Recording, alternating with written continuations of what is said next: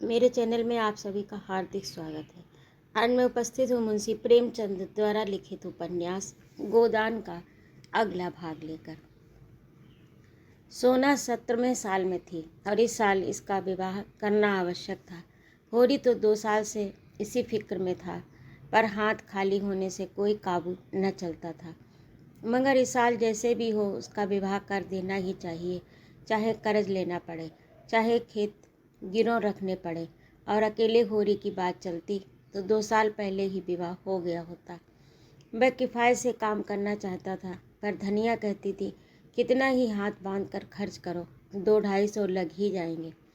जुनिया के आ जाने से बिरादरी में इन लोगों का स्थान कुछ हेठा हो गया था और बिना 100-200 दिए कोई कुलीन बर न मिल सकता था।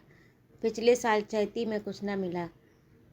पंडित दाता दीन ने आधा साजा, मगर पंडित जी ने बीज और मजूरी का कुछ ऐसा ब्यौरा बताया कि होरी के हाथ 1/4 से ज़्यादा अनाज न लगा। लगान देना पड़ गया पूरा। ऊख और सन की फसल नष्ट हो गई। सन तो वर्षा अधिक होने पर और ऊख दीमक लग जाने के कारण। हाँ, इस साल की चैती अच्छी थी। ऊख भी खूब लगी हुई थी। विवाह के लिए गल्ला तो मौजूद था। 200 रुपये हाथ भी आ जाएं तो कन्या का उद्धार हो जाए। अगर गोबर 200 की मदद कर दे तो बाकी 100 रुपये होरी को आसानी से मिल जाएंगे। झिंगुरी सिंह और मंगरू शाह दोनों ही अब कुछ नरम पड़ गए। जब गोबर परदेश में कमा रहा है तो उनके रुपए मारे न पड़ सकते थे। एक दिन होरी ने गोबर के पास 2-3 दिन के लिए जाने का प्रस्ताव किया, मगर धनिया अभी तक गोबर के वह कठोर शब्द न भूली थी। मैं गोबर से एक पैसा भी न लेना चाहती थी, किसी तरह नहीं। होरी ने झुंझलाकर कहा, लेकिन काम कैसे चलेगा ये बता। धनिया सिर हिलाकर बोली, मान लो गोबर परदेश न गया होता, तब तुम क्या करते? वही अब करो। होरी की जबान बंद हो गई। एक क्षण वह बोला, मैं तो तुमसे पूछता हूँ कि धनिया ने जान बचाई। ये सोचना मर्दों का काम है।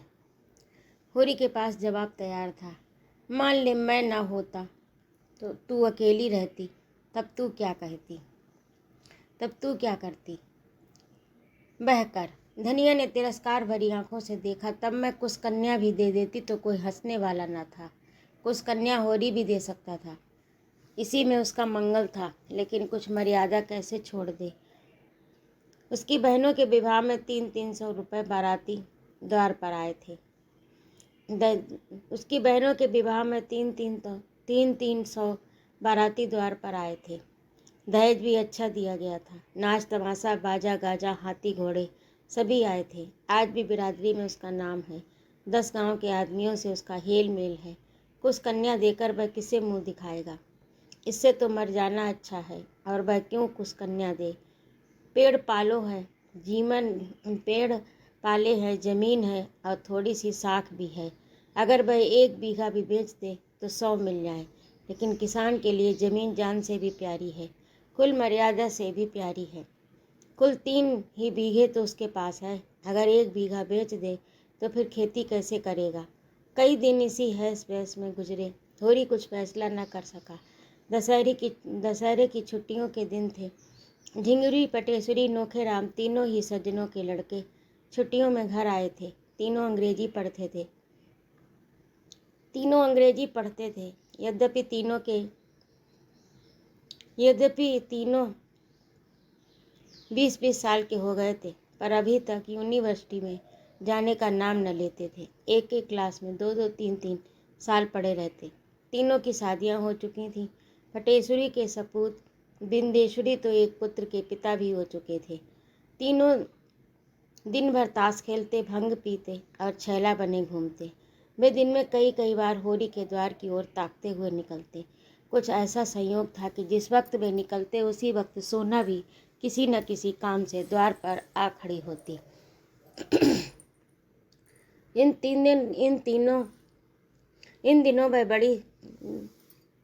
दिनों वह वही साड़ी पहनती थी जो गोबर उसके लिए लाया था। ये सब तमाशा देख देख कर होरी का खून सूखता जाता, मानो उसकी खेती चौपट करने के लिए आकाश में ओले वाले पीले बादल उठे चले आते हूँ। एक दिन तीनों उसी कुएं पर नहाने जा पहुँचे जहाँ होरी ऊख सींचने के लिए पुर चला रहा था। सोना मोट ले रही थी। होरी का खून आज खौल उठा। उसी सांझ को वह दुलारी सहुआइन के पास गया। सोचा औरतों में दया होती है, शायद इनका दिल पसीज जाए और कम सूद पर रुपए दे दे। मगर दुलारी अपना ही रोना लेकर बैठ गई। गांव में ऐसा कोई घर न था जिस पर उसके कुछ रुपए न आते हों। यहाँ तक कि झिंगुरी सिंह पर भी उसके 20 रुपए आते थे, लेकिन कोई देने का नाम नहीं लेता। बेचारी कहाँ से रुपए लाए। होरी ने गिड़गिड़ाकर कहा, भाभी बड़ा पुण्य होगा, तुम रुपए न दोगी तो मेरे गले की फांसी नहीं खुलेगी। झिंगुरी और पटेसरी मेरे खेतों पर दांत लगाए हैं। मैं सोचता हूँ बाप दादा की यही तो निशानी है। ये निकल गई तो जाऊँगा कहाँ। एक सपूत भय होता है कि घर की संपत्ति बढ़ाता है। मैं ऐसा कपूत हो जाऊँ कि बाप दादों की कमाई पर झाड़ू फेर दूँ। दुलारी ने कसम खाई। होरी, मैं ठाकुर जी के चरण छूकर कहती हूँ, इस समय मेरे पास कुछ नहीं है। जिसने लिया वह देता नहीं तो मैं क्या करूँ। तुम कोई गैर तो नहीं। सोना भी मेरी ही लड़की है, लेकिन तुम ही बताओ मैं क्या करूँ। तुम्हारा ही भाई हीरा है, बैल के लिए 50 रुपए लिए। उसका तो कहीं पता ठिकाना नहीं। उसकी घरवाली से मांगो तो लड़ने को तैयार। शोभा भी देखने में बड़ा सीधा साधा है, लेकिन पैसा नहीं देना चाहता। असल बात तो यह है कि किसी के पास है ही नहीं, दे कहाँ से। सबकी दशा देखती हूँ, इसी मारे सब्र कर जाती हूँ। लोग किसी तरह पेट पाल रहे हैं, और क्या। खेत बार बेचने की सलाह मैं ना दूंगी। कुछ नहीं है, मर्जाद तो है। फिर कनफुसकियों में बोली, पटेसरी लाला का लौंडा तुम्हारे घर की ओर बहुत चक्कर लगाया करता है। तीनों का वही हाल है, इनसे चौकस रहना। ये शहरी हो गए हैं, गांव का भाई चारा क्या समझें। लड़के गांव में भी हैं, मगर उनमें कुछ लिहाज है, कुछ अदब है, कुछ डर है। ये सब तो छुट्टे सांड हैं। मेरी कौशल्या ससुराल से आई थी। मैंने सबों को ढंग देखकर उसके ससुर को बुलाकर विदा कर दिया। कोई कहाँ तक पहरा दे। होरी को मुस्कुराते देखकर उसने सरस ताड़ना के भाव से कहा, हंसोगी होरी तो मैं भी कुछ कह दूंगी। तुम क्या किसी से कम नटखट थे। दिन में 25 बार किसी न किसी बहाने मेरी दुकान पर आया करते थे, मगर मैंने कभी ताका तक नहीं। होरी ने मीठे प्रतिवाद के साथ कहा, ये तो तुम झूठ बोलती हो भाभी। बिना कुछ रस पाए थोड़े ही आता था।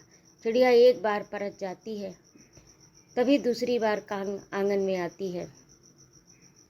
चल झूठे, आंखों से न ताकती रही हो, लेकिन तुम्हारा मन तो ताकता ही था, बल्कि बुलाता था। अच्छा रहने दो, बड़े आए अंतर्यामी बन के। तुम्हें बार बार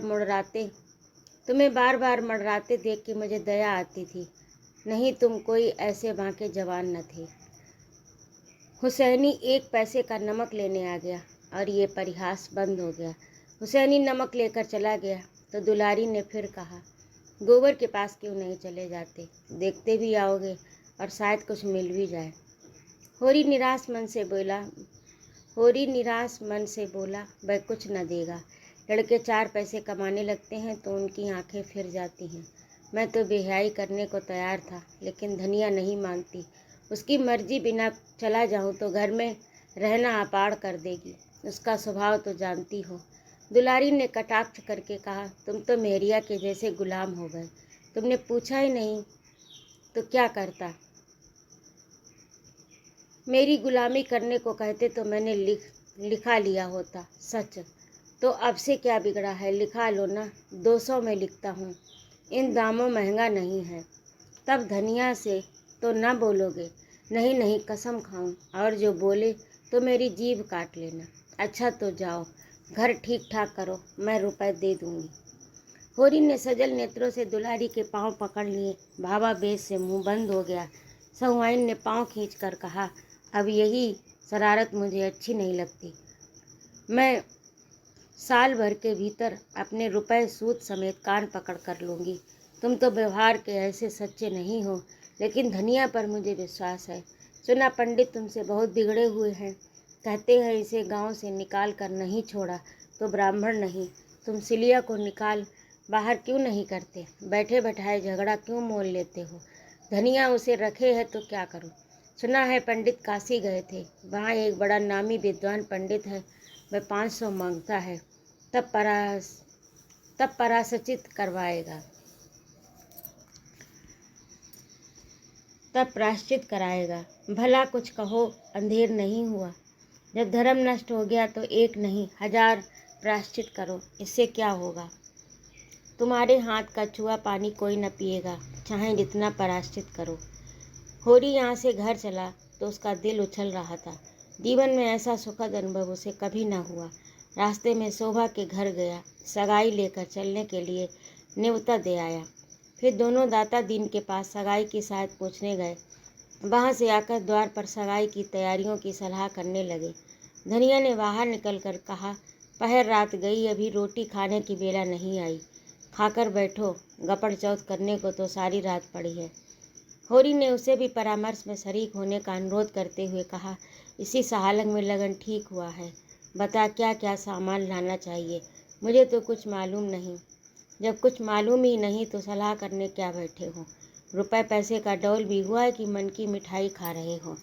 होरी ने गर्व से कहा, तुम्हें इससे क्या मतलब? तू इतना बता दे क्या क्या सामान लाना होगा। तो मैं ऐसी मन की मिठाई नहीं खाती, तो इतना बता दे हमारी बहनों के ब्याह में क्या क्या सामान आया था। पहले ये बता दो, रुपए मिल गए? हाँ मिल गए। और नहीं क्या भंग खाई हो? तो पहले चलकर खा लो, फिर सलाह करेंगे। मगर जब उसने सुना कि दुलारी से बातचीत हुई तो नाक सिकोड़ कर बोली, उससे रुपए लेकर आज तक कोई उरीन हुआ है? चुड़ैल कितना कसकर सूद लेती है, लेकिन करता क्या, दूसरा देता कौन? ये क्यों नहीं कहते कि इसी बहाने 2 गाल हंसने बोलने गया था।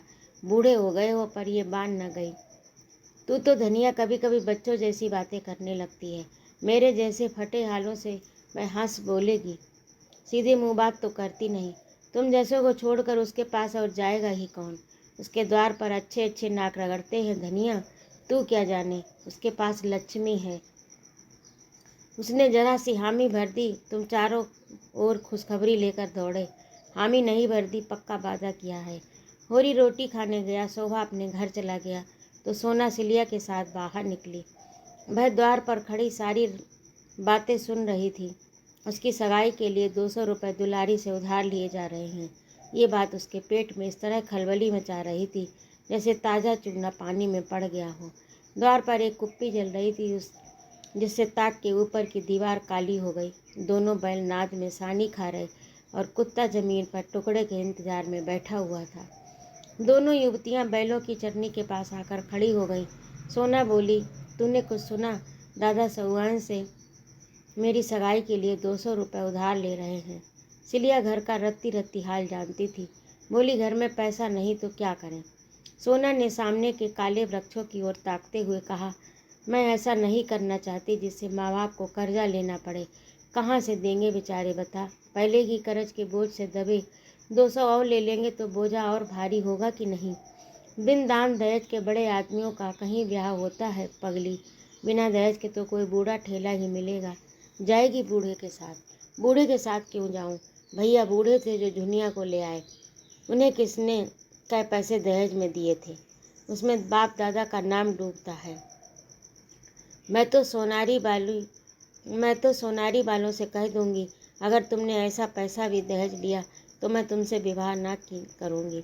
सोना का विवाह सोनारी के एक धनी किसान के लड़के से ठीक हुआ था, और जो वह कह दे कि मैं क्या करूं, तुम्हारे बाप देते हैं, मेरे बाप लेते हैं, इसमें मेरा क्या अख्तियार? सोना ने जिस वस्त्र को रामबाण समझा था, अब मालूम हुआ कि वह बांस की कैन है। हताश होकर बोली, मैं एक बार उससे कह के देख लेना चाहती हूँ। अगर उसने कह दिया कि मेरा कोई अख्तियार नहीं तो क्या, गोमती यहाँ से बहुत दूर है, डूब मरूंगी। माँ बाप ने मर मर के पाला पोसा, उसका बदला क्या यही है कि उनके घर से जाने लगूं तो उन्हें कर्जे से और लाजती जाऊं? माँ बाप को भगवान ने दिया हो तो खुशी से जितना चाहे लड़की को दे दें, मैं मना नहीं करती, लेकिन जब वे पैसे पैसे को तंग हो रहे हैं, आज महाजन नालिश करके लीलाम कर दे तो कल मजूरी करनी पड़ेगी। तो कन्या का धर्म यही है कि डूब मरे। घर की ज़मीन जायदाद तो बच जाएगी, रोटी का सहारा तो रह जाएगा। माँ बाप 4 दिन मेरे नाम को लेकर रो धोकर संतोष कर लेंगे। ये तो ना होगा कि मेरा ब्याह करके जन्म भर रोना पड़े। 3-4 साल में 200 के दूने हो जाएंगे, दादा कहाँ से ला कर देंगे। सिलिया को जान पड़ा जैसे उसकी आंख में नई ज्योति आ गई। आवेश में सोना को छाती से लगाकर बोली, तूने इतनी अकल कहाँ से सीख ली सोना? देखने में तो तू बड़ी भोली भाली है। इसमें अकल की कौन सी बात है चुड़ैल? क्या तेरी आंखें नहीं हैं कि मैं पागल हूँ? 200 मेरे ब्याह में ले, 3-4 साल में वह दूना हो जाए, तब रुपया के ब्याह में 200 और ले। जो कुछ खेती बाड़ी है सब नीलाम हो जाए और द्वार द्वार भीख मांगते फिरे। यही ना, इससे तो कहीं अच्छा है कि मैं अपनी ही जान दे दूं। मुंह अंधेरे सोनारी चली जाना और उसे बुला लाना, मगर नहीं, बुलाने का काम नहीं, मुझसे उससे बोलते ला जाएगी। तू ही मेरा ये संदेशा कह देना। देख क्या जवाब देते हैं। कौन दूर है? नदी के उस पार ही तो है। कभी कभी ढोर लेकर इधर आ जाता है। एक बार उसकी भैंस मेरे खेत में पड़ गई तो मैंने उसे बहुत गालियाँ दी थी। हाथ जोड़ने लगा। हाँ, ये तो बता, इधर मतई से तेरी भेंट हुई कि नहीं? सुना ब्राह्मण लोग उन्हें बिरादरी में नहीं ले रहे हैं। सिरिया ने हिकारत के साथ कहा, बिरादरी में क्यों न लेंगे? हाँ, बूढ़ा रुपए नहीं खर्च करना चाहता। इसको पैसा मिल जाए तो झूठी गंगा उठा ले। लड़का आजकल बाहर ओसारे में टिक्कड़ लगाता है। तू इसे छोड़ क्यों नहीं देती? अपनी बिरादरी में किसी के साथ बैठ जा, आराम से रहे। वह तेरा अपमान तो न करेगा। हाँ रे, क्यों नहीं? मेरे पीछे उस बेचारे की इतनी दुर्दशा हुई, अब मैं उसे छोड़ दूँ? अब वह चाहे पंडित बन जाए, चाहे देवता बन जाए, मेरे लिए तो वही मतई है जो मेरे पैरों पर सिर रगड़ा करता था। और ब्राह्मण भी हो जाए, ब्राह्मणी से ब्याह भी कर ले, फिर भी जितनी उसकी सेवा मैंने की है वह कोई ब्राह्मणी क्या करेगी। अभिमान मर्यादा के मोह में वह चाहे मुझे छोड़ दे, लेकिन देख लेना फिर दौड़ा आएगा। आ चुका अब। तुझे पा जाए तो कच्चा ही खा जाए, तो उसे बुलाने कौन जाता है? अपना अपना धर्म अपने अपने साथ है। मैं अपना धर्म तोड़ रहा है तो मैं अपना धर्म क्यों तोड़ूं? प्रातःकाल सिलिया सोनारी की ओर चली, लेकिन होरी ने रोक लिया। धनिया के सिर में दर्द था, उसकी जगह क्यारियों को बराना था। सिलिया इनकार न कर सकी। यहाँ से जब दोपहर को छुट्टी मिली तो सोनारी चली। तीसरे पैर होरी फिर कुएं पर चला तो सिलिया का पता न था। बिगड़ कर बोला, सिलिया कहाँ उड़ गई? रहती है, न जाने किधर चल देती है, जैसे किसी काम में जी नहीं लगता। तू जानती है सोना कहाँ गई? सोना ने बहाना किया, मुझे तो कुछ नहीं मालूम। कहती थी धोबिन के घर कपड़े लेने जाना है, वहीं चली गई होगी। धनिया ने खाट से उठकर कहा, चलो मैं क्यारी बराए देती हूँ। कौन उसे मजूरी देते हो जो उससे बिगड़ रहे हो? हमारे घर में रहती नहीं है। उसके पीछे सारे गांव में बदनाम नहीं हो रहे। अच्छा रहने दो, एक कोने में पड़ी हुई है तो उसे क्या किराया लोगे? एक कोने में नहीं पड़ी है, पूरी कोठरी लिए है, तो उस कोठरी का किराया होगा कोई 50 रुपये महीना। उसका किराया 1 पैसा सही। हमारे घर में रहती है, जहाँ जाए पूछ कर जाए। आ जाती है तो खबर लेता हूँ। पुर चलने लगा। धनिया को होरी ने आने न दिया। रूपा क्यारी बराती थी, सोना मोट ले रही थी। रूपा गीली मिट्टी के चूल्हे बर्तन बना रही थी और सोना सशंक आंखों से सोनारी की ओर ताक रही थी। शंका भी थी, आशा भी थी। शंका अधिक थी, आशा कम। सोचती थी उन लोगों को रुपए मिल रहे हैं तो क्यों छोड़ने लगे। जिनके पास पैसे हैं वे तो पैसे पर ही जान देते हैं। गौरी महतो तो एक ही लालची है। मथुरा में दया है, धर्म है, लेकिन बाप की इच्छा जो होगी वही उसे माननी पड़ेगी। मगर सोना भी बच्चा को ऐसा फटकारेगी कि याद रखे। सोना भी बच्चा को ऐसे फटकारेगी कि वह याद करेंगे। वह साफ कहेगी, जाकर किसी धनी लड़की से ब्याह कर, तुझ जैसे पुरुष के साथ मेरा निवाह ना होगा। कहीं गौरी महतो मान गए तो वह उनके चरण धो धो कर पिएगी, उनकी ऐसी सेवा करेगी कि अपने बाप की न भी की होगी। सिलिया को भर पेट मिठाई खिलाएगी। गोबर ने उसे जो रुपया दिया था उसे वह अभी तक संचे हुए है। इस मृदु कल्पना से उसकी आंखें चमक उठी, कपोलों पर हल्की सी लाली दौड़ गई। मगर सिलिया अभी तक आई क्यों नहीं? कौन बड़ी दूर है? न जाने दिया होगा उन लोगों ने, न आने दिया होगा उन लोगों ने। आह, वह आ रही है, लेकिन बहुत धीरे धीरे आती है। सोना का दिल बैठ गया। अब आगे नहीं माने, शायद नहीं। सिलिया दौड़ती आती। तो सोना से हो चुका ब्याह, मुंह धो रखो। सिलिया आई जरूर, पर कुएं पर न आकर खेत में क्यारी बनाने लगी। डर रही थी होरी पूछेंगे कहाँ थी अब तक, तो क्या जवाब देगी। सोना ने ये 2 घंटे का समय बड़ी मुश्किल से काटा। पुर छूटते ही वह भागी हुई सिलिया के पास पहुंची। वहां जाकर तुम मर गई थी क्या? ताकते ताकते आंखें फूट गई। सिलिया को बुरा लगा, तो क्या मैं वहां सोती थी? इस तरह की बातचीत राह चलते थोड़े हो जाती है, अफसर देखना पड़ता है। मथुरा नदी की ओर ढोर चराने गए थे। खोजती खोजती उनके पास गई। तेरा संदेशा कहा। ऐसा परसन हुआ कि तुझसे क्या कहूँ। मेरे पाँव पर गिर पड़ा और बोला, सिल्लो, मैंने तो जब से सुना है कि सोना मेरे घर में आ रही है, तब से आँखों की नींद हर गई। उसकी वह गालियाँ मुझे फल गईं, लेकिन उस काका को क्या करूं? वह किसी की नहीं सुनते। सोना ने टोका तो ना सुने।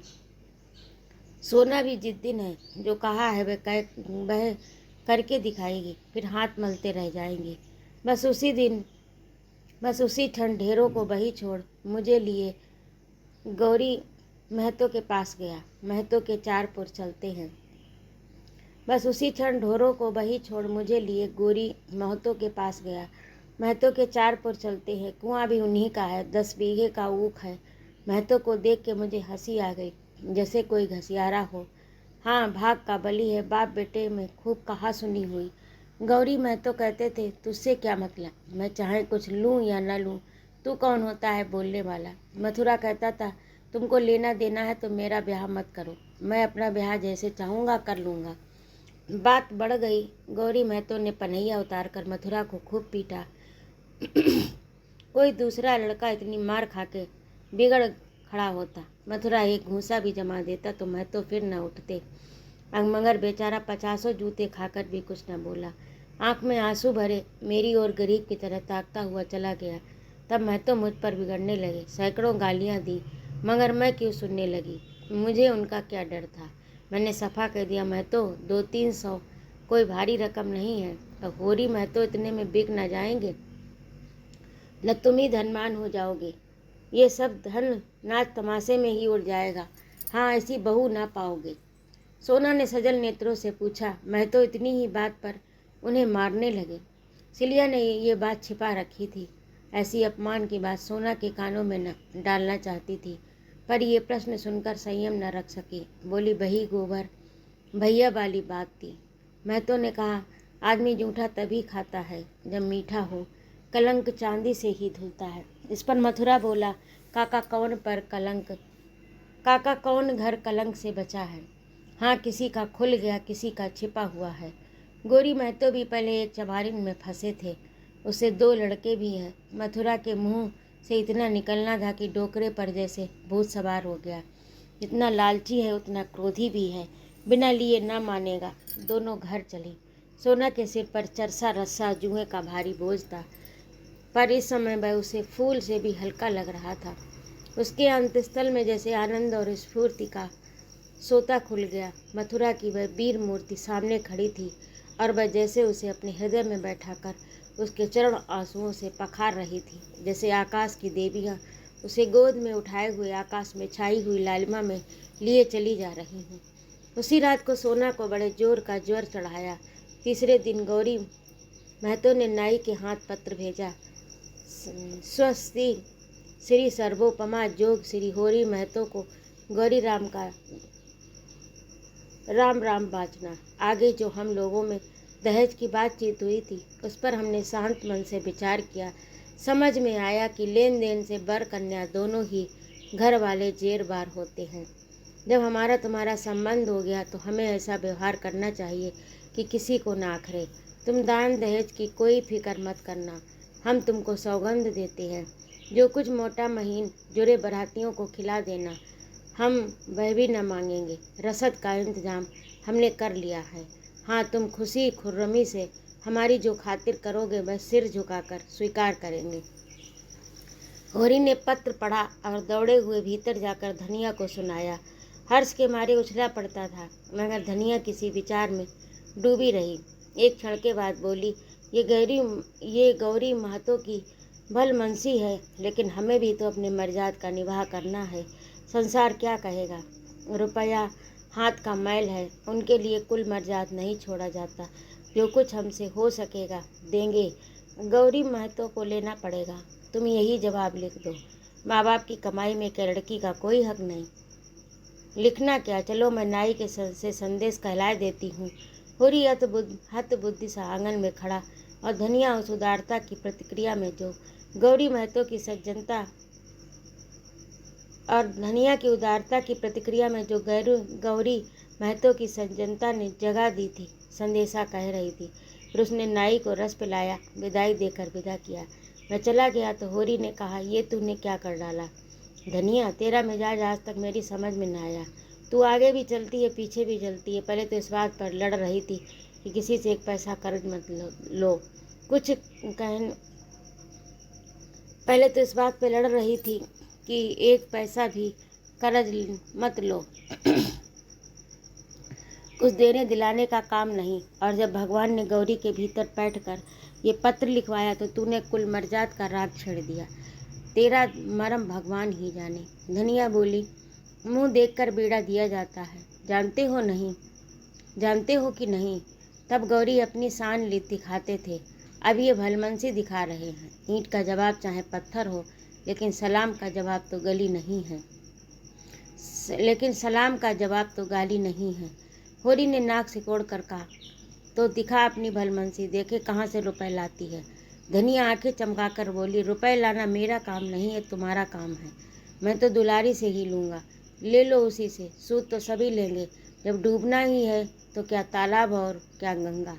होरी बाहर आकर चिलम पीने लगा। कितने मज़े से गला छूटा जाता था, लेकिन धनिया जब जान छोड़े तब तो जब देखो उल्टी ही चलती है, जैसे इस पर कोई भूत सवार हो जाता है। घर की दशा देख कर भी इसकी आंखें नहीं खुलती।